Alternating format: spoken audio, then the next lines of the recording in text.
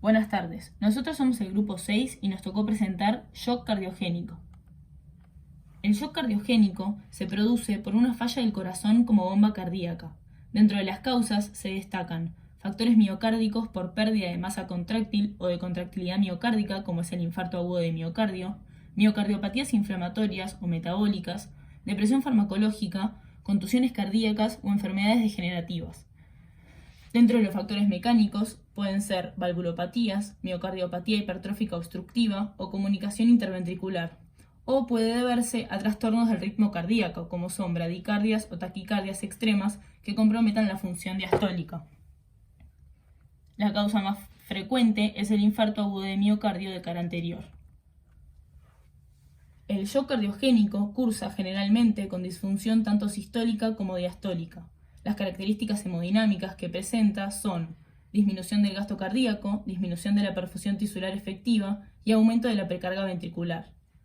Los parámetros hemodinámicos que se destacan son presión arterial media menor de 60 mm/mercurio, índice cardíaco menor de 2,2 litros minuto a metro cuadrado y una presión capilar pulmonar mayor a 18 mm/mercurio. En el estado de shock cardiogénico, la disminución de la contractilidad cardíaca implica una disminución del gasto cardíaco y un aumento de la presión diastólica final del ventrículo izquierdo. El ventrículo se dilata con un aumento del volumen diastólico final, por lo que hay una caída del gasto cardíaco por descenso de la eyección sistólica, un descenso de la presión arterial y un aumento compensador de las resistencias vasculares periféricas. A su vez, se destaca un estado de éstasis sanguínea retrógrada que se manifiesta en la circulación pulmonar por aumento de la presión capilar pulmonar. El aumento de la presión diastólica final del ventrículo izquierdo se transmite hacia la aurícula izquierda y de allí a la circulación pulmonar.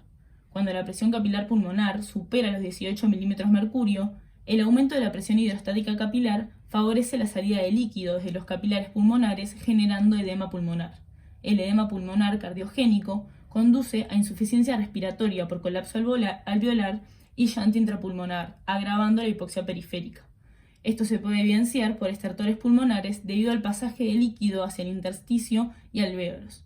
En la circulación mayor, el aumento de presión diastólica del ventrículo derecho se transmite en forma retrógrada a la aurícula derecha, manifestándose por un aumento de la presión venosa central, ingurgitación yugular, reflujo hepatoyugular, hepatomegalia, hepatalgia y edemas gravitacionales. La disfunción cardíaca, dada por la isquemia entonces, como se ve en este esquema, va a alterar la función sistólica y diastólica, iniciando un círculo vicioso que agrava y sostiene la falla cardíaca. La base de esto es el progresivo desbalance entre la oferta y demanda energética para el corazón. La isquemia y necrosis de una masa crítica de miocardio determinan caída del gasto cardíaco y de la presión arterial que comprometen la perfusión coronaria. Además, la acidosis láctica por hipoperfusión periférica altera la función sistólica tanto de los sectores isquémicos como en el resto del miocardio. Por otro lado, la demanda metabólica del corazón se encuentra aumentada debido a la taquicardia y las altas resistencias sistémicas que elevan la poscarga y la tensión arterial.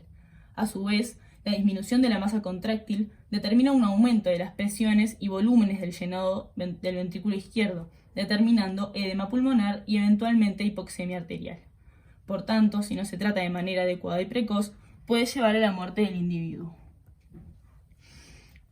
Para concluir, el metabolismo energético sistémico se ve afectado por la hipoperfusión periférica, lo que se evidencia por una disminución de la disponibilidad por disminución del gasto cardíaco, una disminución del consumo de oxígeno, que disminuye de manera proporcional a la caída de la disponibilidad cuando se está por debajo del punto de disponibilidad crítica, un aumento de la extracción de oxígeno y de la diferencia alveolo-arterial y un descenso de la saturación venosa y el contenido venoso de oxígeno. Muchas gracias.